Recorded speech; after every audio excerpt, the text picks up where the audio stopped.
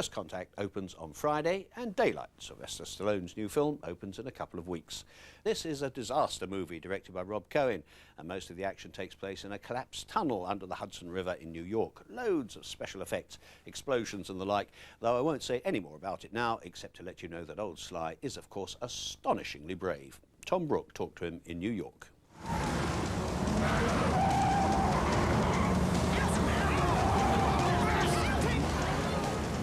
The evening rush hour in New York. A high-speed chase underneath the Hudson River results in a crash that sets off a monumental explosion.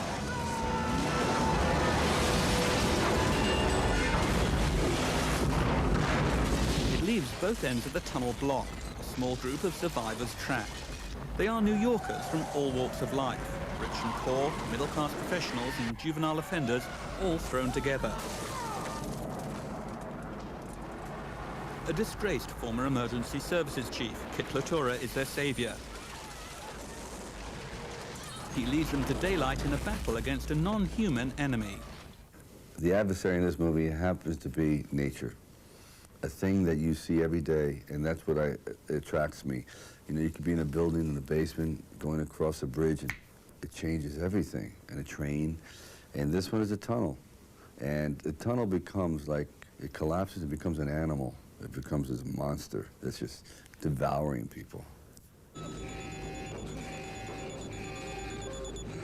Kit Latura is above ground when disaster strikes. The only way he can get to the survivors is through a ventilation shaft, where rotating fan blades and a powerful vacuum threaten to make him into supersonic mincemeat.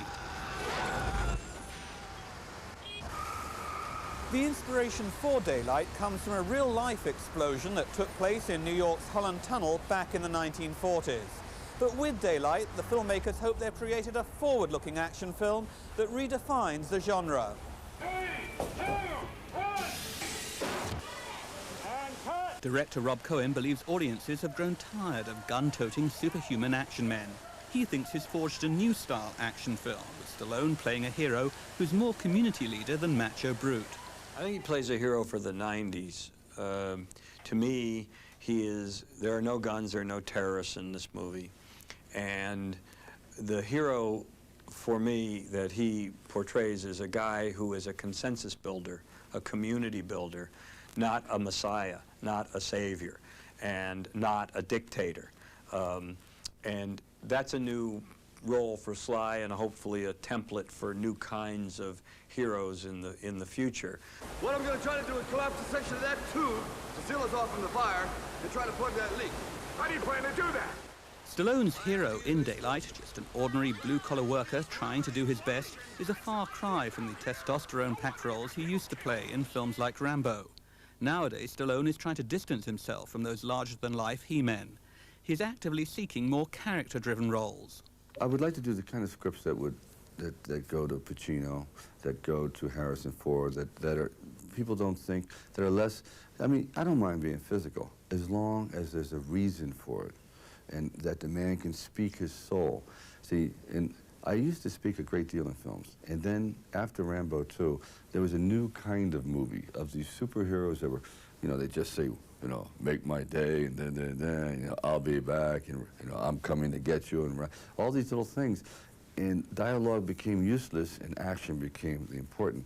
I'm trying to find a happy medium, and that's where I'm going now, and this is the beginning of that. Do you think your character in this film resembles the original Rocky in a way? I'm trying to get back to that, yes, very much so, of not having all the answers, and also the theme of redemption, of trying to have one more shot.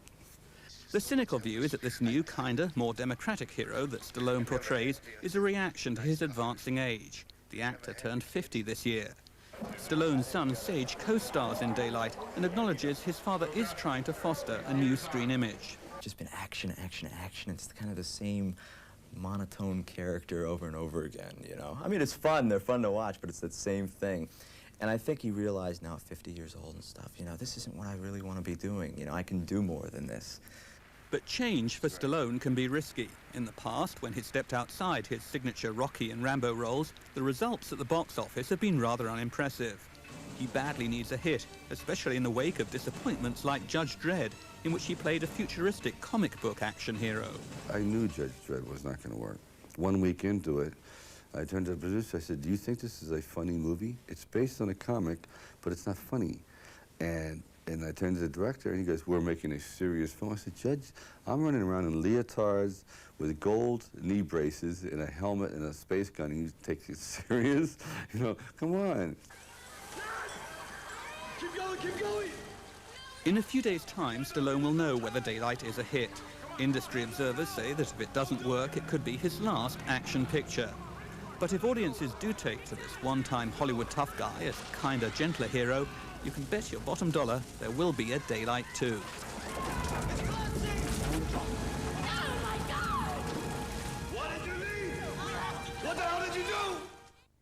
You know, I don't remember Stallone slagging off Judge Dredd like that when it opened, so I wonder what he'll be saying about Daylight in a couple of years' time. Well, whatever, I'll be reviewing it in next week's programme.